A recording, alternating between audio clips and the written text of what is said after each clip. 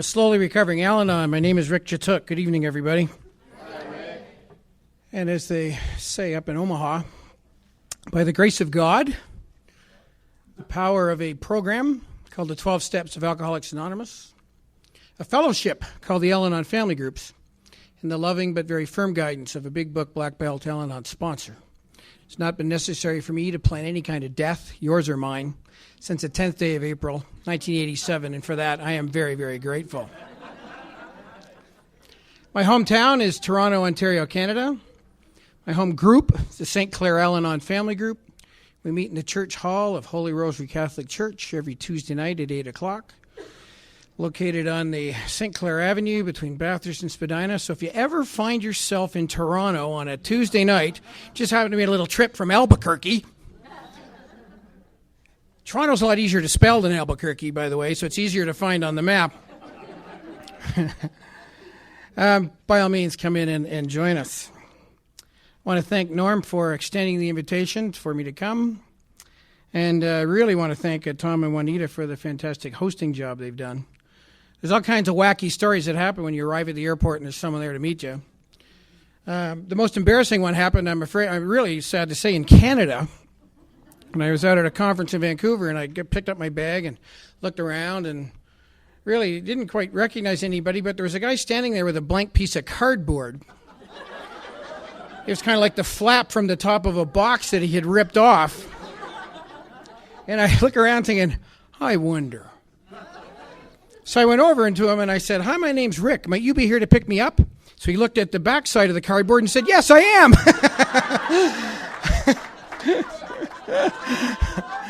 He had the name facing him. So that didn't happen yesterday. There was just these two smiling faces to give me a great hug and pick me up and brought me out for a lovely bit of food, and it has been a great day. And like Juanita said, it's not too often that you get the alcoholic to host you. But I can say this, stick around Al-Anon long enough and there is vindication. It will happen. So after I straightened him out with a few things, really, it was quite a nice afternoon, and he takes directions very well.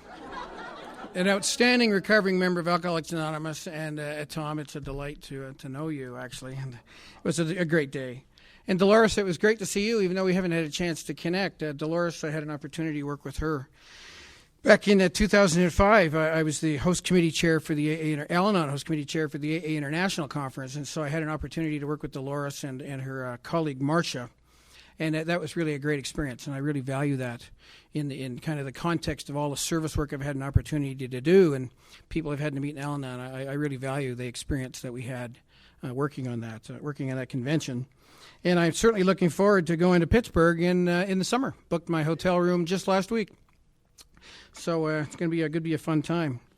I have really enjoyed being at your assembly. I've been in Al-Anon a good long time, and I've never been to an election assembly. I've been to one other one outside my area, but it's the first time I've ever been to an election assembly outside of my area. And I'd just like to tell you, you do it a hell of a lot better than we do. It's quicker, it's more humane. You kind of cut to the chase right away. The last election assembly we had, it took 2 hours to elect the delegate. And we still had 4 to go, and then thank God we didn't elect the coordinators who would still be there. The term would be over. Anybody want to volunteer for a website? Okay, another 15 people. Okay, go through the ballots. But you guys didn't do that. It was really, really pretty cool. So I just want to say to all the people that were willing to stand for what is a very significant commitment in Al-Anon, your delegate, your alternate, and all the other officers, the coordinators, I really want to congratulate you for being willing to step forward in this fellowship and say, "I will serve." So let's have an applause for all of them. Is that it?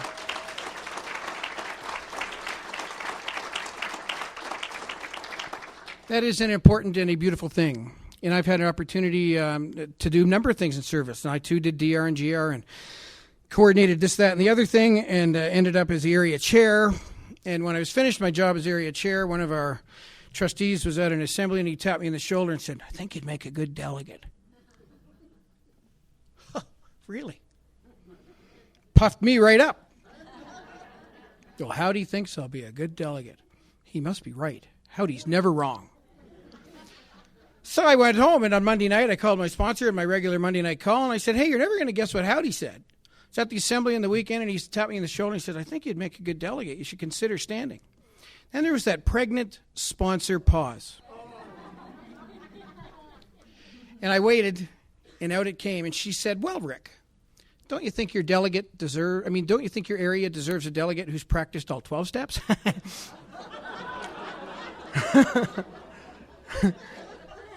And I said, what's your point? No, I didn't say that. I said, but she was right.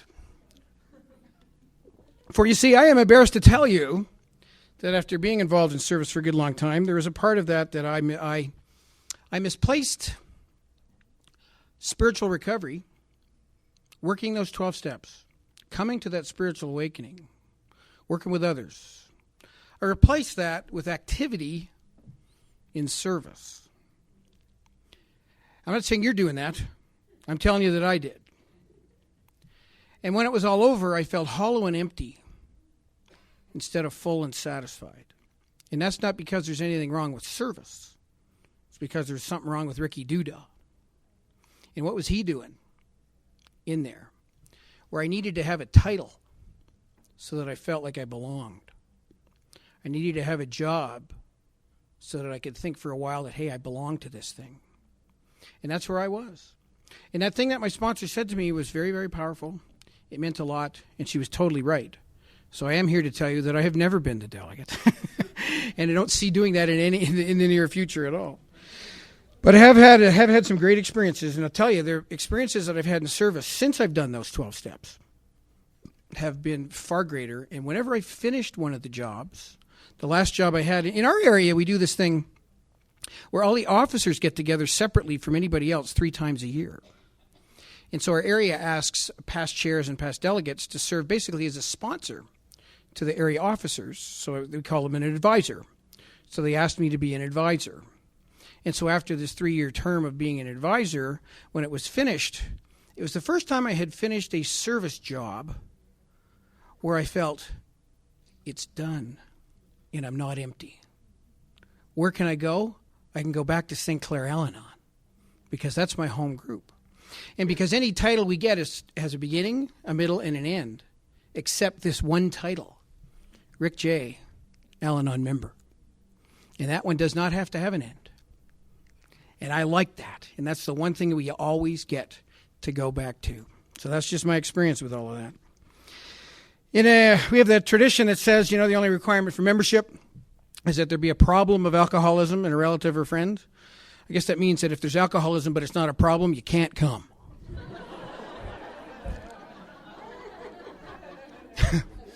So if there's alcoholism but it's not bugging you, go to a movie because this isn't gonna work for you. But if it's a problem, you're in the right place.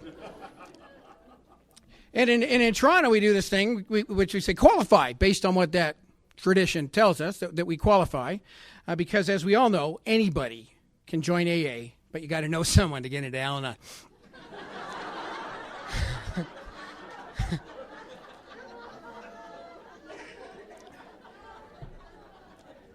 And I'm here to tell you that I've known 5 of them. 2 by birth, father and a grandmother. But more germane to the story I need to share with you is that I have chosen 3. 2 of the 3 I chose I met in Al-Anon.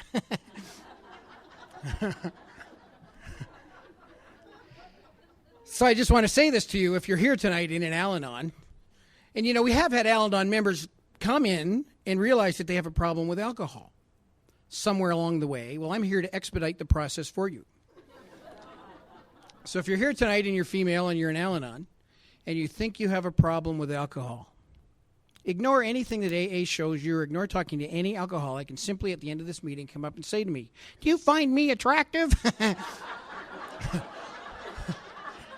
And if the answer is yes, run like hell to AA because you're in the wrong place. Go be a GSR.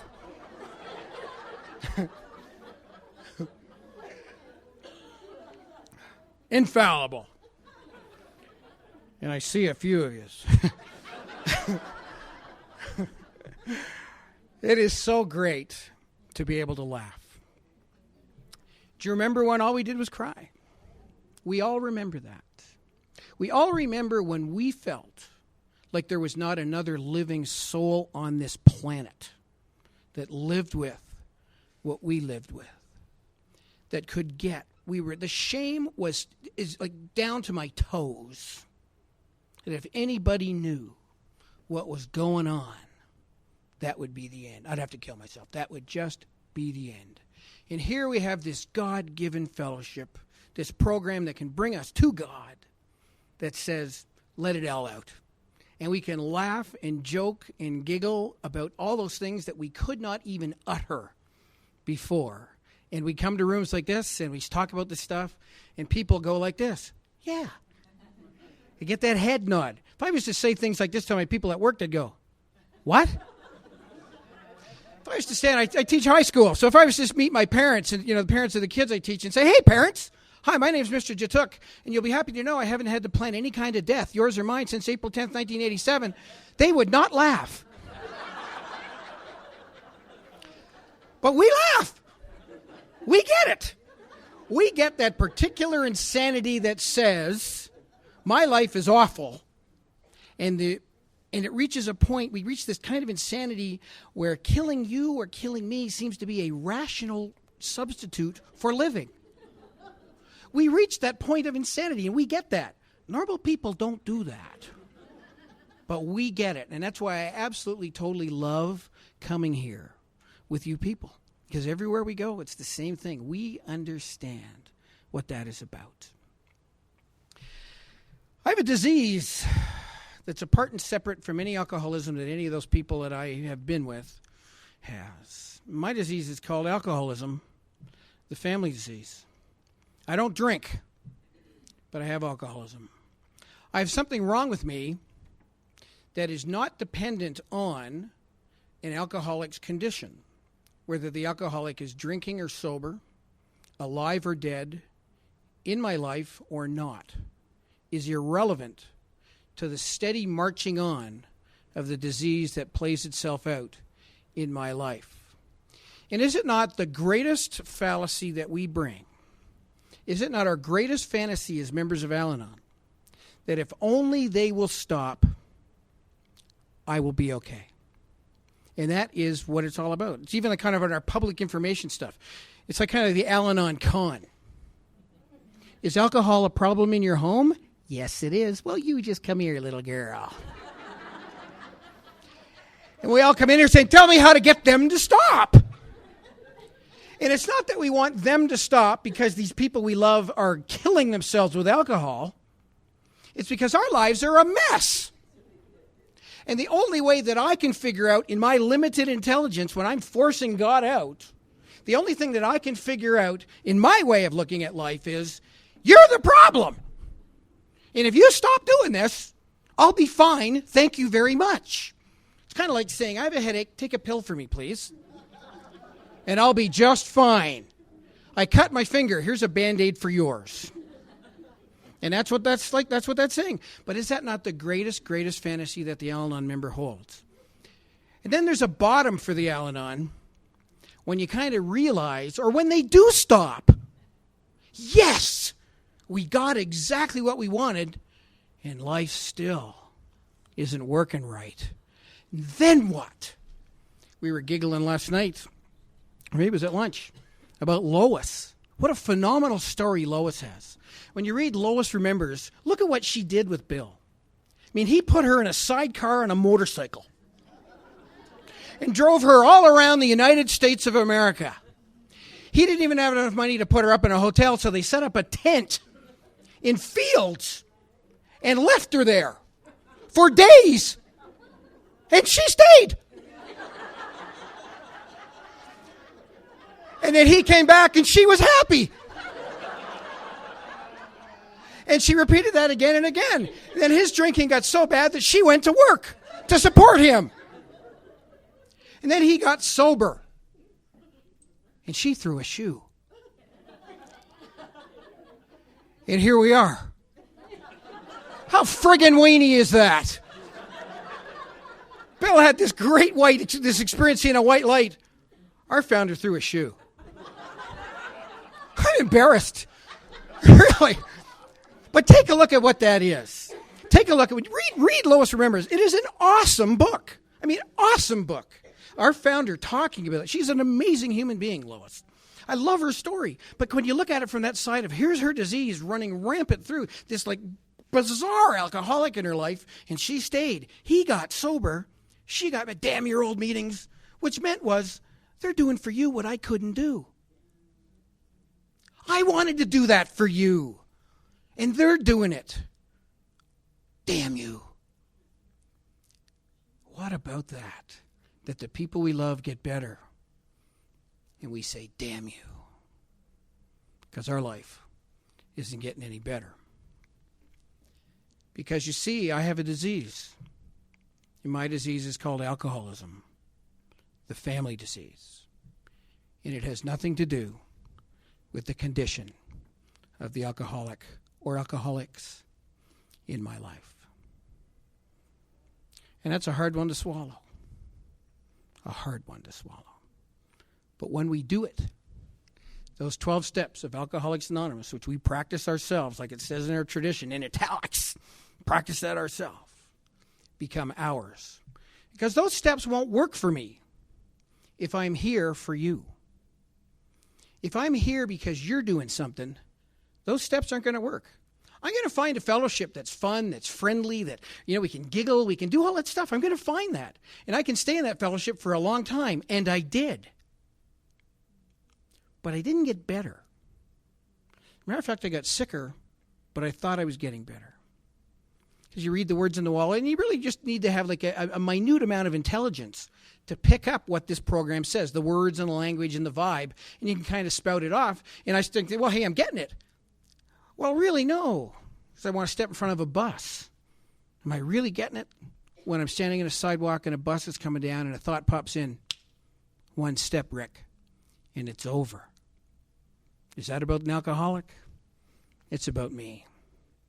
And that's why this thing works. And that's why I'm so turned on to what this thing is.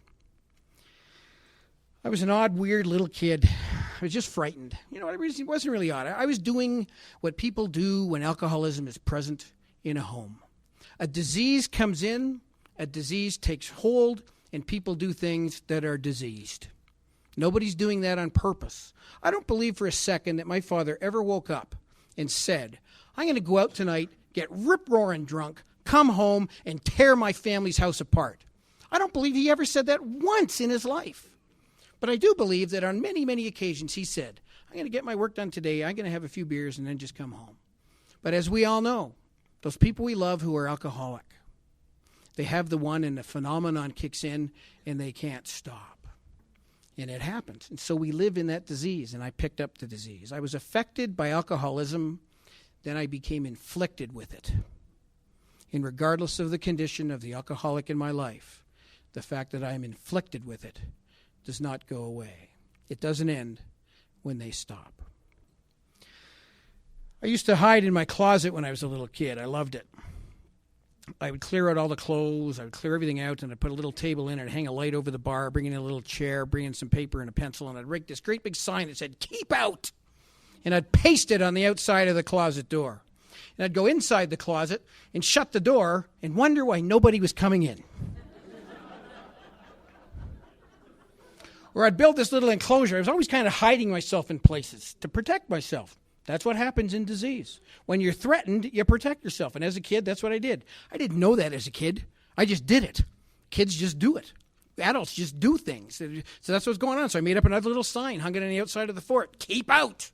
And I'd go inside that fort and wonder again why nobody would come in. And is that not a great metaphor for what I did as an adult? For you see, my eyes, my kind of part of me would say, yeah, I'd like you to come in, but my eyes would say, get lost.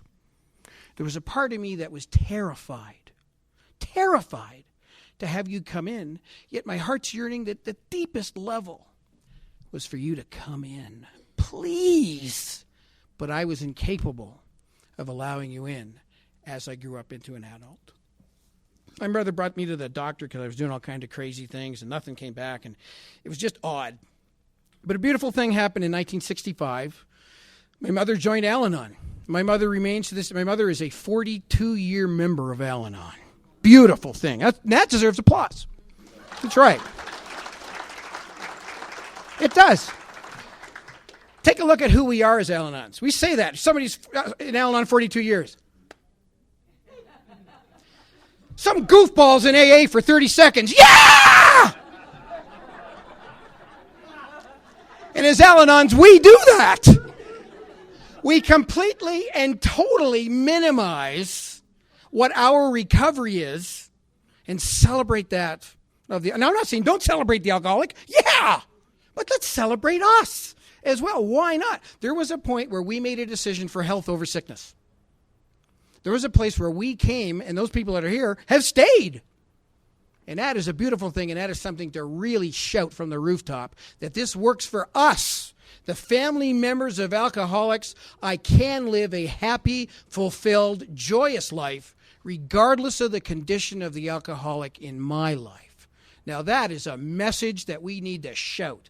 And that's why we're in service, so that we can make this available. So when that person that's next door to us here, that doesn't even know we're here, makes his or her way into an Al-Anon meeting, he and she will find there is a way, my dear friend. You can live your life in a happy, joyous, fulfilled way, regardless of the condition of the alcoholism in that person you love. And you know what? Continue to love them. And you're not bad because you do. Oh, what a great, great message that is. 1965, my mother came to Al-Anon, went to the International Convention in Alateen in Toronto. And Alateen was introduced there. 2 years later, actually 3 years later, in 1968, they needed places for Alateen members to stay. This is before requirements. Right? You go into the Al-Anon meetings and say, hey, the Alateens are coming to town. We need some places to stay. Okay, I'll take a few. It's not like, do you have a police check? Yes, can you sign your second mortgage over to us? You didn't have to do that then, but you do now. Hey, no comment about that. All I can say is that I come from the only area in North America that rejected the guidelines for a year. Now, that was a trip, I'll tell you that. But we have embraced them, but man, that was a year. That was a tough, tough year. Dolores will know that. That was a tough year for all of us there. But we worked that through. Anyhow, in 1968, that wasn't going on, so these Alateens walked into my front room, literally, from your country, Kalamazoo, Michigan. And a beautiful thing happened to me. This weird, wonky little kid that was hiding in the closet saying, keep out, was that I felt okay just being with a fellowship of those people that kind of got it. Now, they weren't words I used at the time. I was 11. It's like, okay, it was just cool. And I went to their Alateen conference and saw people up there talking and crying, and people were saying hello, and I liked it. And I started going to Alateen when I was 11 years old. I did. And I'm here to tell you that I stayed for 10 years till they kicked me out when I was 21.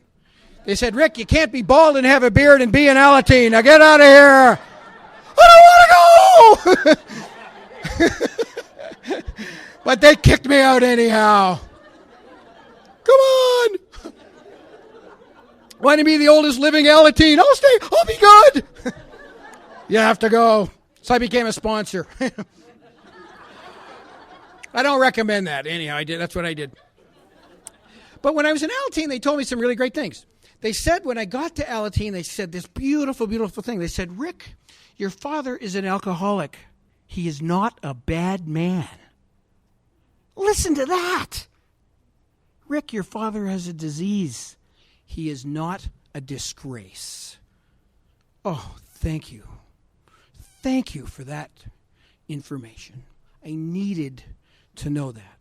Because don't we, as the family members of alcoholics, demonize the people that have a disease called alcoholism? That we paint them 100% with that brush. But we don't do that to people that have other illnesses. Matter of fact, we kind of embrace them when they have other illnesses.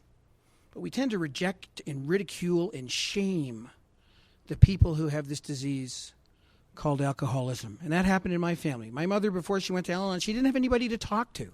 I was the oldest son, so at 5 years old, I was her confidant. At 7 years old, I was her sex counselor. At 9, I was giving her advice. And that's what happens in a diseased home. My mother was not doing that on purpose. My mother was reacting to a disease in there. She was acting like all of us do. And in the active state of alcoholism, there's just horrific things that happen. And we all know what they are. And we don't even need to talk about those things anymore. But we know that it happened. and it's disease. And disease comes in and we're affected by it, and then we're inflicted with it, and we take it on as our own. We really, really do. And in Alateen, they said, Rick, your father is an alcoholic. He is not a bad man. As a matter of fact, Rick, he is a beautiful man who loves you. And I can see today that my father is an intelligent, humorous, loving human being who has a disease called alcoholism. And I don't need to take the alcoholism and obliterate everything else about him. And that a glorious thing that to know that and to be able to enact that in my life. Beautiful, beautiful stuff. So I loved my time in Alateen, and they really did kick me out when I was 21. And I went to an Al-Anon group and found this little harem of women, and they kind of embraced me, as their token male, and graduating from Alateen, and isn't he so cute?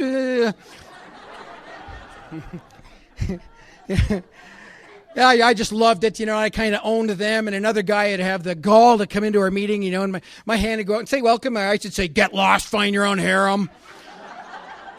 Sick as a dog, just sick. But I did that. And I hung around in Al-Anon for 5 more years, and then I stopped coming. And I stopped coming because I met somebody who was terrifically more exciting than anybody I'd met in Al-Anon. I'm here to tell you. And that really is the story. The story really is about the choices that I make from my illness, not the things that happened in an active alcoholic environment. That stuff goes on. But the tragedy of alcoholism and family disease is what people like me continue to bring into his life on a daily basis. The choices that I continue to make on a daily basis. The things that I think on a daily basis. The revenge that I want on a daily basis. The murder I want to commit on a daily basis. The suicide that I want to commit on a daily basis. That's what the problem is for an Al-Anon like me. And I was in a fellowship, but I wasn't practicing a program. I had not embraced these 12 steps of recovery. I was just kind of showing up, enjoying the people, having a good time, but I had not embraced those 12 very specific actions that lead us to God. And I had never said to another human being, never said, will you be my sponsor? I never said it. I used people. And the thing about using someone as your sponsor is when it gets tough, you can leave because there's no commitment.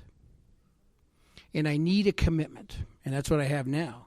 Because with a commitment, you're going to go through the tough stuff. And it's when you go through this tough stuff that you get the gift, the singular promise, having had a spiritual awakening as a result of these steps. So, what does our literature say about this problem that we have? On March 12th, this is what it says in our ODET book. The longer I'm in Al-Anon, the more clearly I perceive that alcoholism is indeed a sickness, a compulsion, and obsession. But haven't I too been afflicted with a sick compulsion? Wasn't I determined to save the alcoholic to the same degree that he was addicted to alcohol? On May 4th in our ODAT it says this, many of my punishments are self-inflicted. Not by somebody else, self-inflicted. In some way unfathomable to my human intelligence, my suffering could be the consequence of my own attitudes, actions, or neglects. My own. On July 27th, it says, Al-Anon's prime purpose is to help us deal with the problems that alcoholism has aggravated.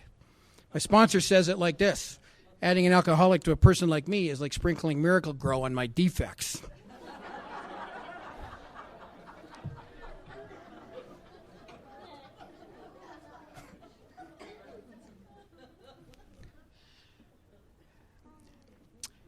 Am I who I am because I am with an alcoholic?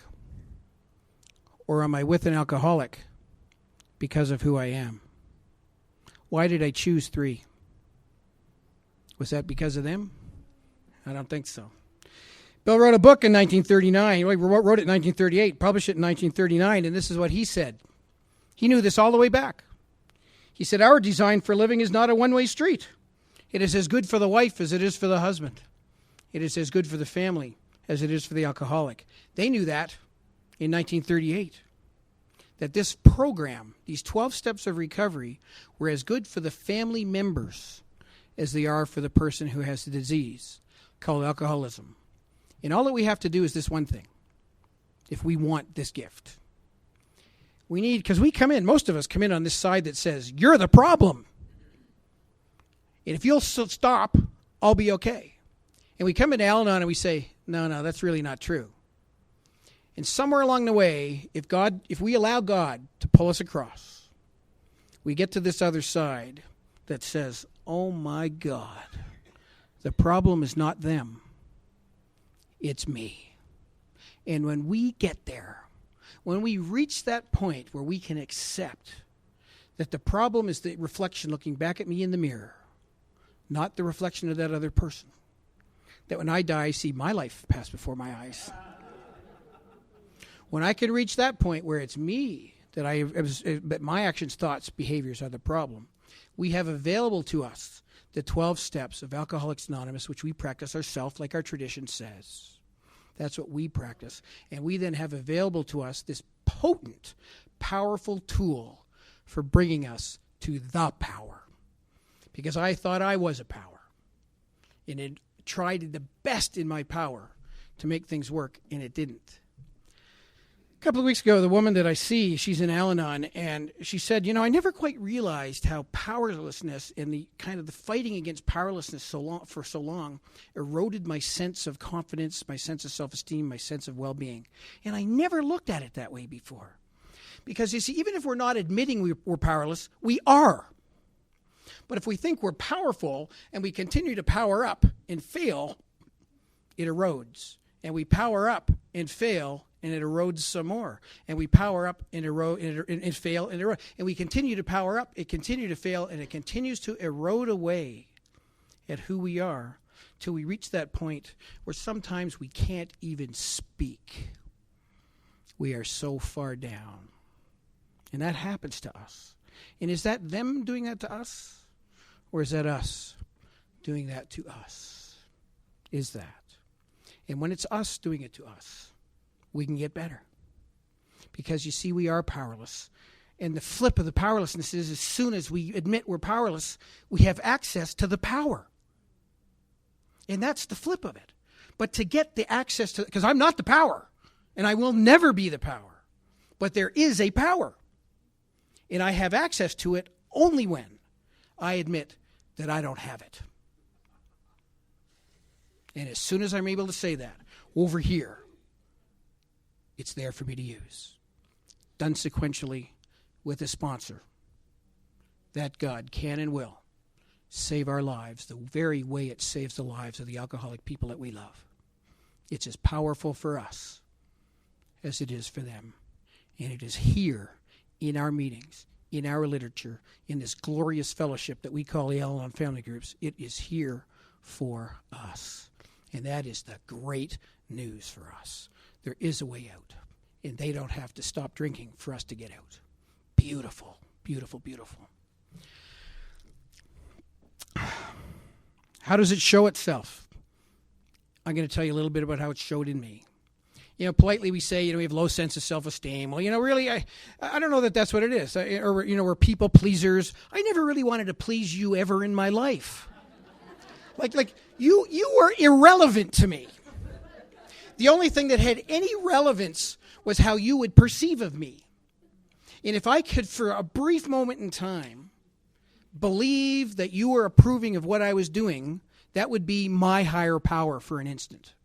It's kind of like a sick step 2. Step 2 says, came to believe that a power greater than ourselves could restore us to sanity. I've believed that my entire life. If you approved of me, I wasn't so insane. If I had more money, I didn't feel so insane. If I had prestige or property or position, how about that? I would not feel so insane. Because you see, I made each and every one of those things the power, and none of them are the power. That is my manifestation. That is my self-will running riot, trying to find a way to get power because I am rejecting this notion of powerlessness. And I am rejecting the fact that there is a power who will not barge into my life, but who is there with arms wide open when I finally say, I'm ready. And so I did all these kind of things in this 6 step 2. And this approval sucker, looking for your approval everywhere, on and on. So I wasn't a people pleaser. I was an approval sucker. Try this with me. Try this with me. I want you all to listen to the sound, and I want you to make it. Let's hear that. 1, 2, 3. Beautiful. There it is, you see? So when people say, we're people pleasers, you're going to go, no, I'm a... And the thing about that is that it kind of works for a little while, but then it goes away. And that's what's scary. But there are other things, and let me tell you about a few of those in the time. I got to tell you that the Taper and Norm said something very dangerous to me. They said, we really don't have a timeline, so you just keep on going. I said, that's a very dangerous thing to say, because I am in Al-Anon and on and on and on.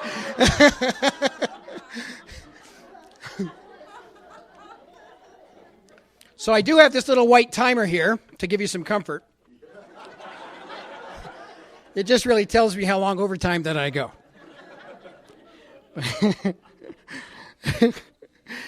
Anyhow, I have this thing, like the number one on my hit parade, the number one behavior that I have is that I need to have people need me. And if you need me for a brief moment in time, I can feel like I belong.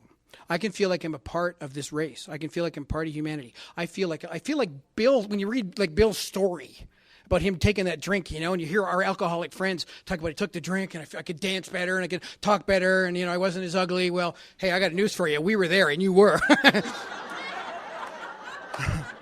And you couldn't dance before you drank and you are worse after, baby. The delusion of our alcoholic relatives, eh? Don't you think it'd be a great comedy skit, to have the alcoholic telling his story and the Al-Anon right there? Oh, really, Len, let me tell you what it was really like, because I was there. Anyhow, I know we can't do that, but God, it would be fun. Sign me up. Anyhow, I grew up in that home where my mom, everybody needed me. See, everybody kind of came to me. And I liked that feeling. I like that feeling of when you come to me with a problem and I can help you fix it. It makes me feel worthwhile. Because you see, I really felt like a nothing. But if you need me, how can I be a nothing if you need me? And that's the way it was. And I didn't articulate that at the time. It was just like, you just act, right? Like you're kind of like dumb. Just kind of walking through, like, what are you doing? I'm doing the best I can do. And you think what's all we do?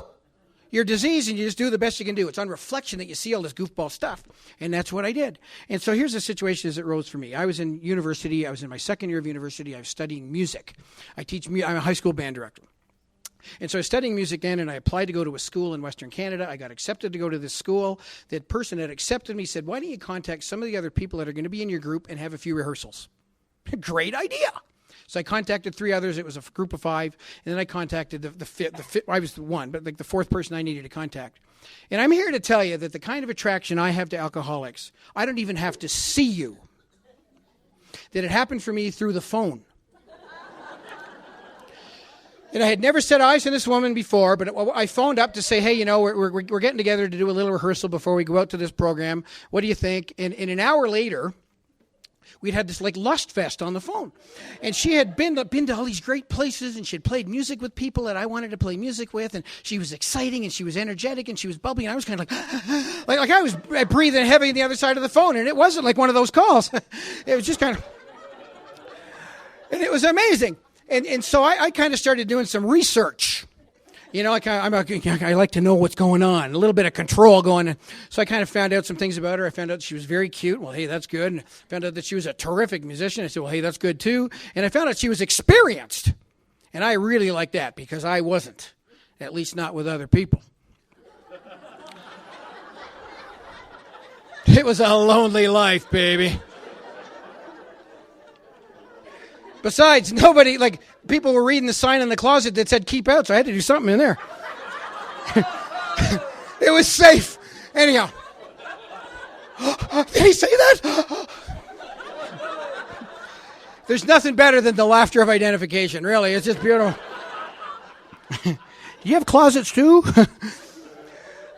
So anyhow, came this fateful day, and we would talk more and more on the phone. And it was glorious. And one day she called me, and I was working. I had a summer job. I was working in the liquor store.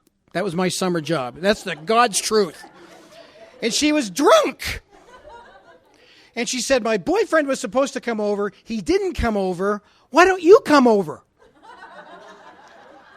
Now let's put this into perspective. I'd been in Alateen for 10 years. I was hanging out in Al-Anon, and a little part of me went, bad. But then there was this other really sick part of me that went, yes! I can help you with that. I get it. It makes sense to me, because in these conversations that I have on the phone, she was telling me about all kinds of things that happened to her and what the people were doing to her. And little did I know, but at the time I'm going, oh, I can help you with that. I can help you. Then she phoned me drunk. I go, baby, this is it. Pudding, I got it. So it came time. We went out to Western Canada. You know, she comes into the airport, and guys, I'll tell you, she was bouncing. She was this glistening black hair, and she was tidy little package. Oh, she was gorgeous. And she had a suitcase and her trumpets, and she was like, we watched her come up the the terminal, and like, it was like, oh, man. And she kind of stood right in front of me, and my mother was there, my dad, and, you know, she bent right over. And, you know, my mother had mild cardiac arrest on the spot. The eyes popped right out of my dad's head. And I was in Altitude long enough to know I was about to have a spiritual experience. I'm here to tell you that. And we got on that plane, and it was awesome. And so I had a beer. Now, when an Al-Anon says they have a beer, they mean one. But she had one, then two, then three. She had 5. And you can take it to the bank, she had 5, because I've never met an Al-Anon that can't count. Or measure. Or mix colors. Let's see, what color is rye whiskey? Let's see if I put a little bit of... We all know how to do that. You know what I was good at? I was good at taking the cork from a champagne bottle and shaving it down so you could put it back in. Love it. Why are you doing that? We don't need to drink all that. Well, yes, we do. Out it comes. That was alcoholic number 3. Oh, good. There you go. We do all that kind of stuff. So anyhow, we get out to this school, and, you know, we start playing music together, and then we have, you know, I found out that it's a lot more fun with somebody else. I'm here to tell you that. Beautiful. But then there was something even better. And if you're an Al-Anon like me, you'll know what it is. So you play music, you get together, and then you have therapy. And she would tell me what was wrong, and I would tell her how to fix it. And I felt valuable, I felt whole, I felt wanted, I felt needed, I felt like I belonged. And a couple of weeks into this, I used to call it a relationship. My dear friend Mildred, she said, no, Rick, it was a parasitic entanglement. That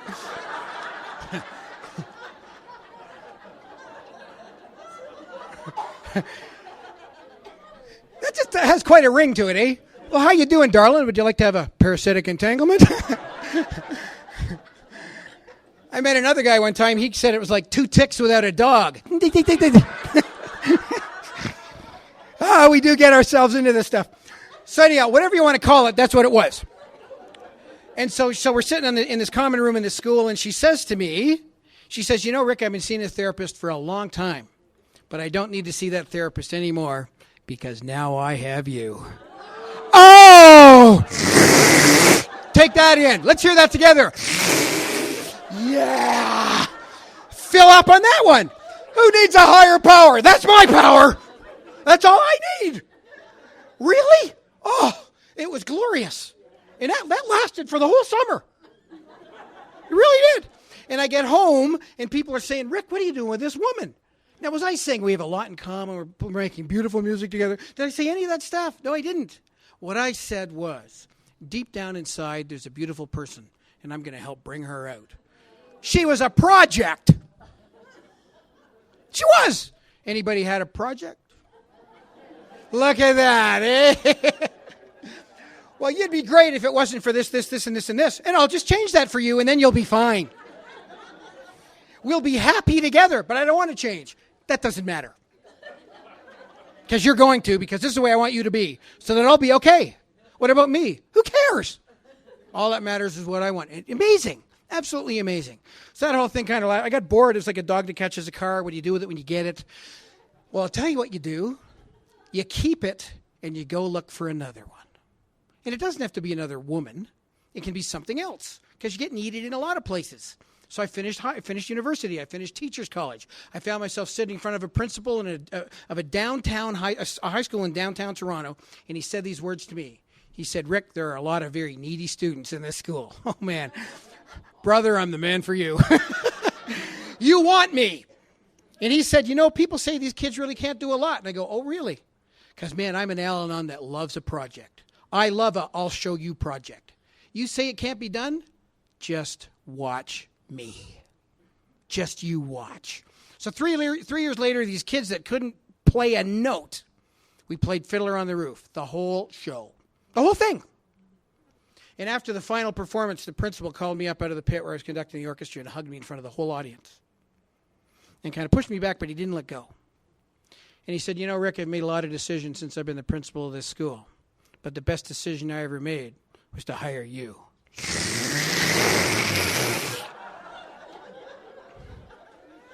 Approval. That's not people pleasing. That's approval sucking. And that was beautiful. That lasted a little while too. But you see, the thing is, when we're seeking that kind of power, it comes and it goes. The power never goes. But my power vanishes instantly. But when I'm not accepting the power, I will follow what I believe is the answer to the gates of insanity and death. And I am not drinking. But I have a disease, and it is called alcoholism, the family disease. And it is my behaviors, my actions, my thoughts, my neglects that bring me to my bottom. That's what it is for us. Had an anger problem. Anybody here in Al-Anon have an anger problem? Kind of one of our deals. I loved it. I liked being angry. It was like a rush. It's almost like a drug when you truly just let it go. And I used to think that appropriate anger was like just throwing things all over the place. It felt good. It felt powerful. And there's that word again. Powerful. I felt powerful, but I wasn't. It was a symptom of my terror, but I didn't know that. And when I came back to Al-Anon, that woman, the trumpet player, I married her. She divorced me, the ingrate, eh? After all I did for you, I made you everything you are, and you're leaving. So that's when I came back to Al-Anon, because I left Al-Anon. And then I came back. So that's why my new date, in alcoholic terms, I went out and drank for 3 years. I wasn't drinking, but I was involved in my disease fully and totally for that period of time. And so I start my Al-Anon birthday is the 10th day of April, 1987, not 1968. Because I was in, I left, and I came back, and I've been in continuous since that day, and I'm really happy to say that to you.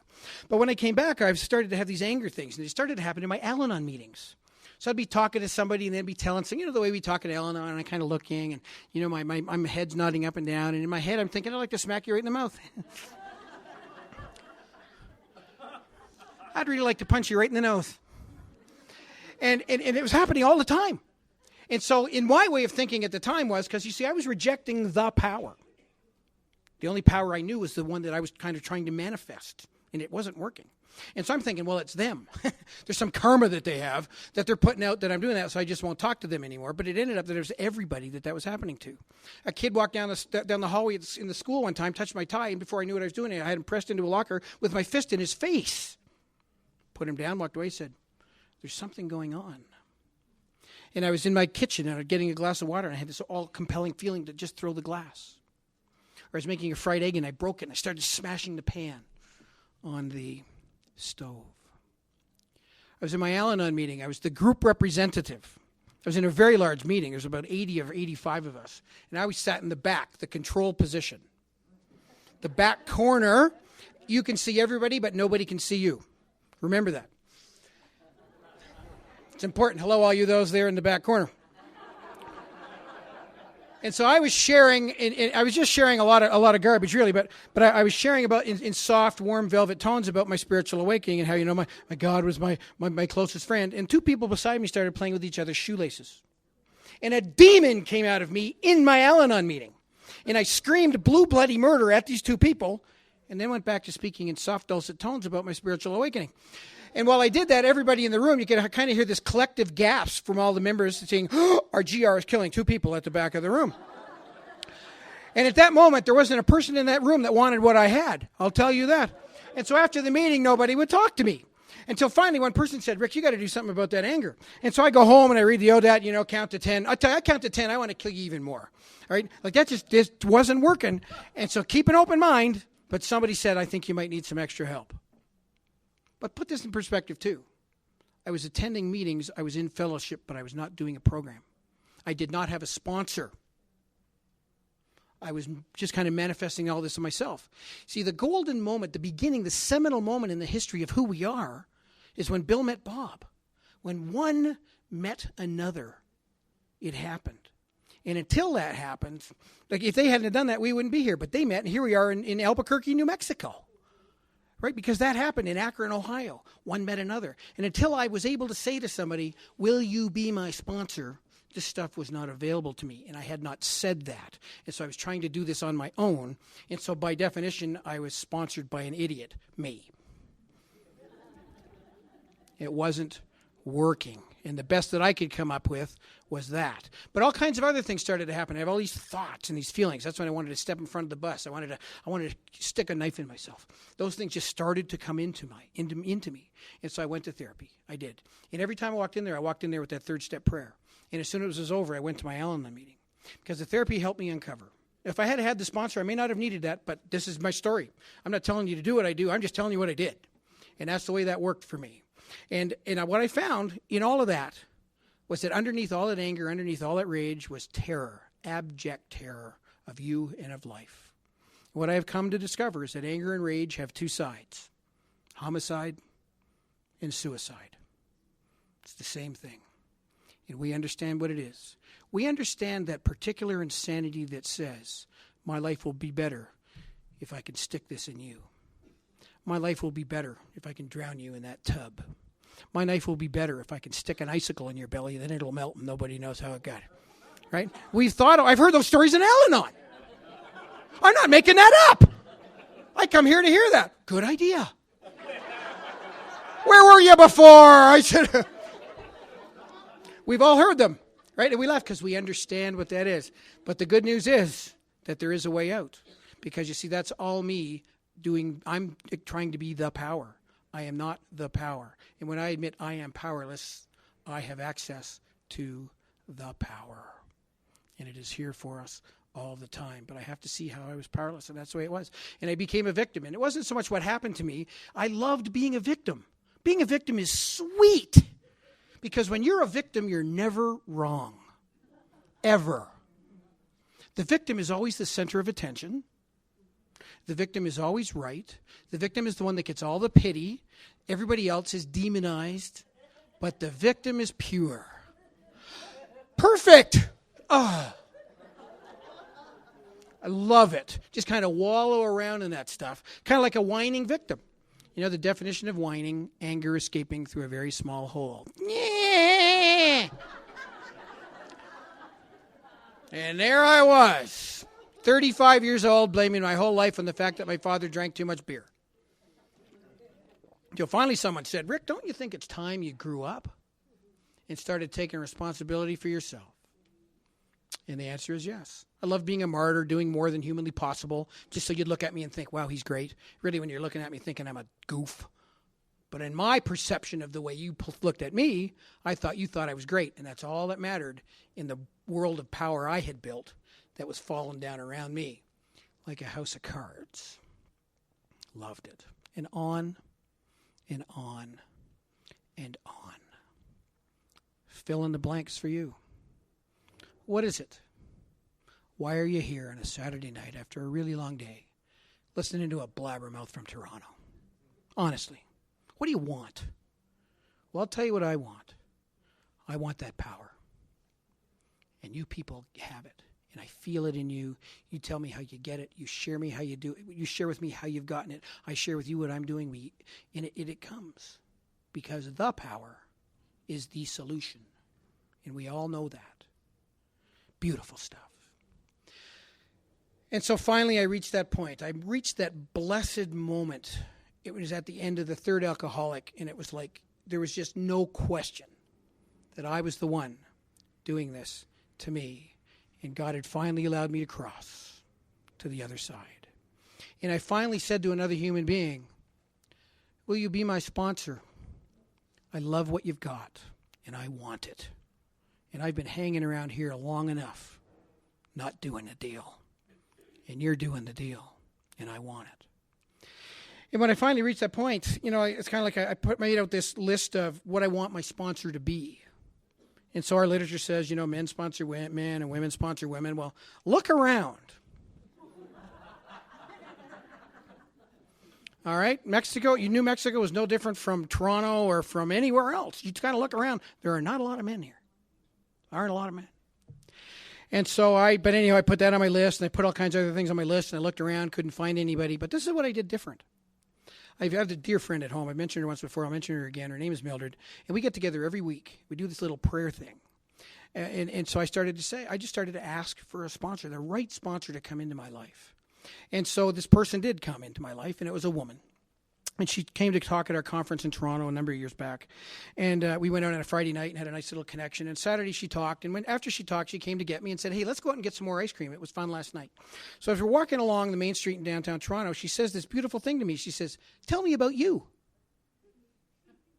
And I said, well, I tried to chop my wife's head off with an axe on a camping trip. And she laughed. And we bonded. See, she had just finished telling us the story about trying to drown her husband in a bathtub. And I got it. See, because on my list of qualifications for sponsor, I left off potential murderer. I just forgot that way.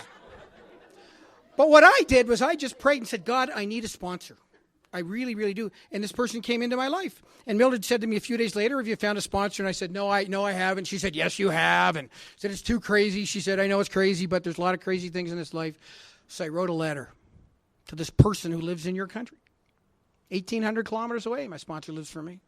And I wrote a letter, and this is what I said in capsulized form. I said, I absolutely love meeting you. I love the program you've got. I am sick to death of doing this by myself. And if you will be my sponsor, I will do absolutely anything you ask me to do. And I sent the letter down. And I meant it. Absolutely anything you will ask me to do. But a week and a half later, I got a package in the mail. And I said, well, she's long-winded. Maybe she's long-writing, too. I don't know. But I opened it up, and there was this beautiful letter. She said, enjoyed meeting you, too, and la-da-da-da-da. And she said, I got your request for sponsorship. And she said, I've been praying about it. And then she said this gorgeous thing in the letter. She said, and I spoke to my husband about it. And her husband said, is it a reasonable Al-Anon request? And she said, yes, it is. And he said, then what's the problem? And so in the letter, she said, welcome to the family, the Al-Anon family groups. And I sat at my desk and cried. Because you see, my dear friends, I came into this fellowship when I was 11. I left Alateen when I was 21. I hung around in Al-Anon for another 5 years. I described what I did when I was out of Al-Anon. I came back and was back for 5 or 6. And finally, I reached that point, that blessed point where I was willing to admit my powerlessness and say to somebody else, help me out. Help me out. And she said yes. That was the last nice thing she said for a year. She said, you are one sick puppy. I took that as a compliment. Show you how sick I am. Oh, really? And she called me a flaming Al-Anon. Oh, good. I have a title now. Whacked. Just totally whacked. Really. But she said, I want you to start back at step 1. And she said, this is how I want you to do it. I said, thank God. Thank God. There's some direction. There's something to do. I loved it. She said, I want you to buy every book that Al-Anon has. I said, that's a lot of books. She said, you're working. So I bought every book that we've got. And then she said, keep an open mind. I know we're at an Al-Anon assembly. Hold on to your seat. She said, I want you to read the big book. I said with my smart-ass mouth, the big book is not conference-approved literature.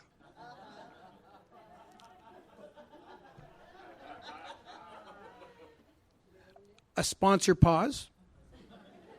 And she says, okay, dummy, how are you going to practice the 12 steps of AA yourself unless you use the book called AA? A. So I got the book. That's simple. Now, I use that as a part of my total recovery. And in our service manual, it says we can do that. It says we can share about some outside literature that we use for our own personal recovery. So this is what I'm doing. I'm also covering my ass. But that, all right, because I'm at an Al-Anon assembly. So find it in the book. Okay, find it in there. Also, if you happen to have the book, the Al-Anon Family Groups, the Classic Edition, if you have that hardcover book, read Tradition 5. And in that book it says, we found it helpful to read the basic text, Alcoholics Anonymous. It says that in our literature. Oh no. So anyway, I've used it, and I'm alive. I'm okay. But I'm not dissing our Al-Anon literature. Our Al-Anon literature is awesome. Because what that is the shared experience of the family members of working those 12 steps of AA themselves in our lives. And when I started to read that, and my sponsor said, don't just read the book from cover to cover, read one topic in each book. So open up your ODAT, look in the back, and read all the things about step 1 and close the book.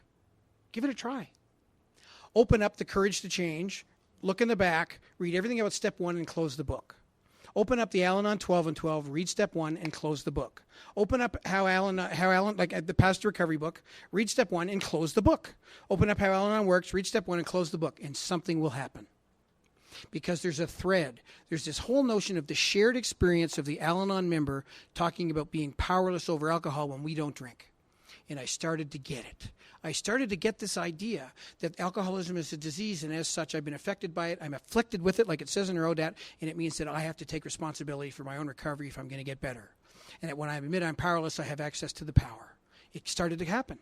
And so I answered the questions in the Path to Recovery. You know those questions at the back? I answered them in longhand, read the answers to my sponsor, and then she said this gorgeous thing to me. She said, congratulations, Rick. You've done step 1 to the best of your ability. Now listen to this. Move on. Oh, listen to that again. Move on. Don't be like a hamster on a wheel with endless activity. And at the end of the day, in the same place. Move forward. Do the same with 2. Read everything about 2 in all of our books. Answer those questions. Tell them to your sponsor. Move on. Do 4. Do the inventory. Whatever form you want to do. I did the form the way my sponsor told me to do it. I got in an airplane and flew to our house and I did my inventory. 110 pages of it. I've been around here long enough to know that if I was going to do this deal, I was going to do it right. I'm a little bit of a perfectionist. Now, I didn't do it perfectly, but I can tell you it was as complete as I could possibly do it. And it took 2 days to read it to her. But there were some beautiful things that happened in the context of doing that 5th step. One is, it was observable. And let me say that again. It was observable. Because the steps are actions, and actions can be seen. Actions are not things that we just kind of mull around in our head and say we've done it. Actions are observable. And if you had a camera, you could take it. There, Rick, there's her sponsor, and they're doing their step 5. And we started it off. We knelt down. We said a prayer together. We sat at her kitchen, and I started going through this stuff. And at one point, I said some things about the horror of what it was like growing up in alcoholism, and it was of a sexual nature. And I wouldn't even let it into my mind until I did the 4th step. Never mind utter it to another human being. But God's grace is there when you start to work these steps sequentially with a sponsor. And it was like time to say it. And I said it. And this is what my blessed sponsor did to me. She simply got up, hugged me, and said, Rick, I am so sorry that happened. And that's all I needed. All I needed was validation from a kind, loving Al-Anon member to say, you know what, that was horrific. And you know what, my dear friends, some of what went on in alcoholism was horrific. We don't need to minimize that or maximize it. We just need to accept it. It was. Now, let's move on, because we don't have to live there anymore. And I had lived there too long. And when I finished the 5th step, we went out into her backyard and we burnt it and said a prayer with each page. And when I got back in, I sat down at her kitchen table again and I said, there is not a thing that I have not told you. And you know what she said back to me? She said, Rick, I love you more because I know you better. Oh, my God. My deepest fear of all was that if you knew me, you would loathe me. You would banish me from your existence forever. I would be isolated forever if you knew me. And so I needed to become a chameleon. I needed to adopt myself to whoever I thought you wanted me to be so that I could believe that I fit in, and I never fit. And what I found out was that when I was doing this step, and I revealed myself totally and honestly to another human being in the presence of God, I found what I had been looking for. I always wanted to get there, but I was walking that way. I wanted to go to New York, but I was walking towards Los Angeles. And I could never figure out how come I'm not getting to New York. And what the steps do is they say, Rick, do this. I don't want to do this. Tough. Just do it. And they grab you. The steps grab you and they kind of swing you in the right direction. And before you know it, you're going to New York. And I want to go to New York. You're going in the direction you want to go, and results are starting to happen. I'm starting to feel this connection with people. I'm not feeling so damn weird. I can look at my picture in a mirror, and I don't recoil from my own image. Somebody points a camera at me, and I don't run away from the camera. I teach high school, and if you take a look at the first 6 years of my career in the high school yearbook, there's no picture for me because I was afraid to have my picture taken because who I was not good enough. 2 university degrees, and I would not have my picture taken. This stuff is not about intelligence. This operates on some totally different level. I'm delighted to say to you today that my picture is in the yearbook. And it's a good one. They even gave me copies, and I gave some to people. They go, good picture, I know. How about that? Now, I didn't work on that direct. That's an amazing thing about these steps. We don't work on self-esteem directly. We just start to do esteemable things. We start to do things that because we're accepting a power that are successful. And you start to do these steps sequentially with a sponsor, we start to experience success. And all of a sudden that feeling of worthlessness begins to disappear. Those things that we would not utter to another human being are the very things now that allow us communion with other people. They're the very things that allow us to connect in ways that I always wanted to connect. Instead of saying keep out, it's like come on in and then we can connect. That's the intimacy. And if you're looking at a sexual relationship, intimacy happens first. Sex happens second. And it took me a long time in my life to discover that. It's a beautiful thing. And I'd love to talk about all the steps, and I'm not going to, but I've done them all. I've done the amends, and I'm working them through, and we're doing it, and based on something that you're lucky to have people like Tom and Juanita in your area, and the things that I heard them do. I'm going to kind of walk them through with my sponsor again, starting in January, and I'm looking forward to that. A sponsor doesn't have to live close by. A sponsor is not about gender nor about geography. First person I told that my sponsor lived 1,800 kilometers away, she said, well, how do you do that? I said, well, I have a commitment to call every Monday night. And she's there every Monday night. And I said, we see each other 3 times a year. And this woman got this funny look in her face, and she said, my sponsor lives around the corner. I don't talk to her once a week. And I'll tell you, if you have a sponsor in your own group, this is based on my experience, sometimes it's not as good as when they're not in your group, because when they're at the group, you just kind of have this little chat and then you go away. But when you have a committed time, and that's what it is with my sponsor, every Monday night at 10 Eastern, 9 Central, I call. And she's there. And the 4 guys that I sponsor, they all have a time. Peter calls at 6, Fred calls at 8, Patrick calls at 9, Greg calls Tuesday at 7. And they call. Hey, how you doing, Greg? Good to see Pat, how you doing? It's beautiful because they've made a commitment and I've made a commitment back. And that's what the sponsorship is really about. And we do those steps sequentially with each other. I'm almost done. I just want to tell you a story. A small thing about relationships. I have had trouble with relationships, as you can tell. I'm here to tell you that I'm in 7 years into a relationship with a beautiful Al-Anon woman. And we're just kind of on the edge of trying to figure this out, how we can kind of bring this thing together. And she's got her sponsor and I got mine, and we're slowly working that out. So say some prayers for us as we kind of get into the nitty gritty of, it's easy to get together when you're 20 and you got nothing, right? But when you're kind of in your early and mid 50s, there's some things, and it's just not so easy. So we're kind of working out those nitty gritty things. We love each other dearly, but then there's all this other stuff. So say a prayer for us, because that's a challenge at this instant in my life. But I want to end by telling you a story about my dad, a couple of things about my father. The prime alcoholic in my life. There's been lots, but he's still the one there. And my dad, when I was 18 years old, my dad got sober. And that was a great thing. And he stayed sober for 24 years. And then one Easter Monday, I went up to visit him, and I watched him drink after 24 years of sobriety. And that slayed me. And I went back home, and I called my sponsor, and I said, "Oh, how does this happen?" And she said, "Rick, remember that alcoholism is cunning, powerful, baffling, and very, very patient. And your father is an alcoholic. He is not a bad man. Your father has a disease. He is not a disgrace. He is a loving, kind, generous, humorous, intellectual man who has a disease called alcoholism. And you have a program, and you have a fellowship, and it is up to you, Rick, to be the very best son you can be to your father." And that was hard, because you see, when our loved ones are in recovery, it's a lot better, easier. I'll take that over drinking any day. Any day. You're easier to talk to, and we developed a beautiful relationship, my dad and I. And one of the things that happened in that relationship was that we started to bond. And one of my deals was I wanted to have this adult relationship with my father. Instead of always relating to my dad as a boy, I wanted to relate to my father as a man.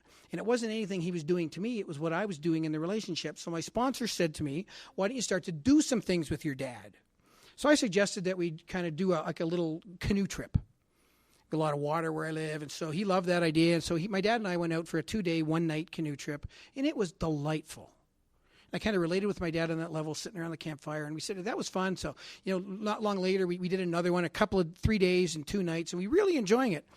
But, being the Al-Anon and alcoholics that we are, it's like if one's good, two's great, well, like 15 is the best. And so we said, well, let's do a really big one. And so we planned this canoe trip in northwest Canada that was so far north the sun didn't set. And it was this raging whitewater river. It took 4 airplanes to get there. The last one landed us on the side, like on a stone, like soft shoulder of a river, dropped off all the stuff and said, 15 days that way. See you later, bunkie. And away we went. Now, we did have a guide. Thank God we had at least a modicum of intelligence. We weren't doing this by ourselves. We're sick, but we're not totally stupid. And so there was myself, my dad, the guide, and one other fellow. So there were 2 canoes, 4 people. Now, this is like a class 4 or 5 whitewater. It was huge. You had to put skirts over the canoe. It was like a 2-man kayak, right? And then you have to learn how to work on this whitewater. And my dad and I had done a lot of stillwater canoeing, but not a lot of whitewater. So the guide was teaching us how to do things. And one of the things that they got to teach you how to do is get out of the canoe. Right, because canoes are great, but they don't have brakes, and so you need to know how to stop the canoe and get out. And so you do this thing called an eddy turn. And what that is you do the set of motions, and the canoe flips right around, and you find these places where in fast water it goes forward, but there are places where it comes backwards. And so you kind of slide into the eddy, and the canoe just kind of sits there. And so the guide taught us how to do this, and Dad's in the back, I'm in the front, and we figure this out, and we get in, and he said, "Wow, way to go, Dad, Rick, fabulous. We did it." And the next day, we're practicing the eddy turn, and Dad's, shouting the directions, and Dad, we got it. That's fantastic. Well, day 3, Dad's shouting the directions, and I get the sentiment. I'll say that word again. The sentiment. S-E-N-T, mint. And I think, Dad, I know how to do it. Did I say that? No. The next day, we stopped to do the eddy turn, then I got the resentment. Because he tells me how to do it, and I get resented because I know how to do it. Did I say, Dad, I know how to do it? Nah. I just got a little pissed. And the next day, and the next day, and the next day, till finally it started to bubble and boil. And by about midway through the trip, Dad was telling me how to make, we were stopping for lunch. He said, "Rick, this is how to make the eddy turn." I screamed it at the top of my lungs. I know how to make a goddamn eddy turn. And I turned around to look at him, and at that instant in time, he decided to say, "I love you." What? What? You insane goofball. What? And that was like an octopus on my face, and that was it. That was it. The trip was over. There was no, we're out in this wilderness. There was no phones. There was nobody to talk to. Oh, that stupid book. Nothing about eddy turns. Put eddy turns in the ODAT. Nothing in there. And it was over. The trip was done for me. So I get back. My sponsor says, "How was the trip?" You want to hear about the trip? And there was that pause. And I go into this tirade about him and everything he did and everything he was doing and on and on. And finally I stop for a breath, and she jumps in and says, "What was good about it?" And there was dead silence. And she said, you mean to tell me that you just spent 2 weeks plus in the most beautiful country you can imagine, and there was not one good thing? No. Assignment. You will write down as many good things as you can think of and tell me next week. Okay, I'll do that. So over the week, I thought about them, and before my Monday night call, I wrote down 7 things. So I called up, I'd done my assignment. Hey, I got it. Here it is. Here are the 7 things. And I was expecting her to say, very good, let's move on. Nah. She said, very good, now you're going to write him a letter. What? Do I have to mail it? She said, yes, you do. And she said, Rick, this is a love letter. This is a letter to your father, letting him know how much you value the experience that you and he had together. This is what helps us take the octopus off the face, to get the focus off them and put it in here. And so I wrote the letter. I said, Dear Dad, I want to thank you for the trip down to Nahanni. It's an experience I'll never forget. I want to thank you for helping me out a bit with the money. It was expensive. I really needed a bit of help. I thank Dad. Dad, I want to tell you how proud I am of you that you knew more about the plant life, about the geography, about the animal life than the guide. My dad was teaching the guide about stuff, and I was proud of him. I had lost that in the midst of my anger. I said, Dad, I hope when I'm your age, I have the physical strength to do that, because he was sober at the time. Then I said, Dad, I want to help you. I want to thank you for helping me down the mountain. Because you see, one of the activities we participated in was a hike up a mountain, and I'm really kind of afraid of heights, especially when there's no barriers around. Today we went up the tramway, and it was okay because I could hold on to the fence. But when you're climbing a mountain, there's no fence to hold on to. So we got about halfway up, and we stopped, and everybody's looking around going, man, this is fantastic. And I'm thinking, too high, too far. This is not it for me. And so after the break, the other guys start going up. I'm looking terrified, and a beautiful thing happened with my dad. He said, I'm going to take Rick down. And my adult father led his adult son down the mountain. He didn't ridicule me. He didn't make fun of me. He didn't shame me. My adult father simply said, Rick, come on down this way. Hey, Rick, come on down this way. Hey, Rick, come on down this way. And in my blindness, I didn't see that. But when I removed the octopus, I could see that. And I wrote that in a letter. I said, Dad, thanks for helping me down the mountain. And I walked up and put into the post office. I said, here are the observable actions. We're doing things that are healthy. We're doing things that are esteemable. We're doing right stuff now. And unless he dies in the next few days, he's going to get this. And he got it. And he called me one afternoon. It was in the summer. I was on holidays. And my father was crying. And he said, son, I got your letter. And he said, Rick, I want to tell you it's the most beautiful thing I've ever received in my life. He said, it's a real keeper. He said, whenever I feel down, he said, I'm going to take it out and read it because this one is forever. He said, I love you, son. I said, Dad, I love you too. And that's where our recovery can bring us. And my dad is so proud of that letter that he now keeps it in the photograph album of the trip. And everybody who comes to his house gets to look at the photograph album and read my letter. And you know what that letter said? You know why he does that? Because he's saying to you, hey, my son loves me. Because, my dear friends, my father is an alcoholic. He is not a bad man. My father has a disease. He is not a disgrace. And after 8 years of drinking, 2 weeks ago on Thursday, I went to an AA meeting and watched my 76-year-old father get his second first-year coin.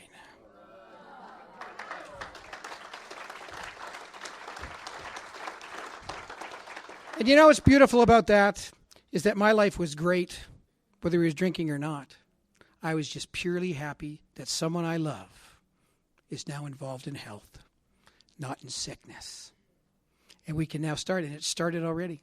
He wanted to come and see me this weekend. Hey, I said, I'm going to be in New Mexico. He said, what? I said, yeah, I'm talking to him. He said, Rick, that's great. How fantastic is that? And my dad, I think, has a powerful message to share to alcoholics because he was sober for 24 years, drank for 8, he's back. And when he got that coin, he was humble. He said, I never thought I'd make it. He said, I never thought I'd get back. And for years, I'd go out and talk like this, and at the end of my talk, I'd say, if you believe in prayer, the power of prayer for other people, and you find it and you can find it in your heart to say a prayer for Don, would you do that? And all I know is that I said that. People said they would pray, and my father picked up a coin 2 weeks ago. And I am grateful for that. There is a picture painting that stands on an altar in a side chapel at St. Paul's Cathedral in London, England. It's a picture of a traditional robed figure with its right hand raised, knocking on the door of a thatched cottage. Its left hand is holding a lantern. In the top of the painting, it says, "The light of the world." Below it, it says, "Behold, I stand at the door and knock. If any man hear my voice and open the door, I will come into him and have supper with him and he with me."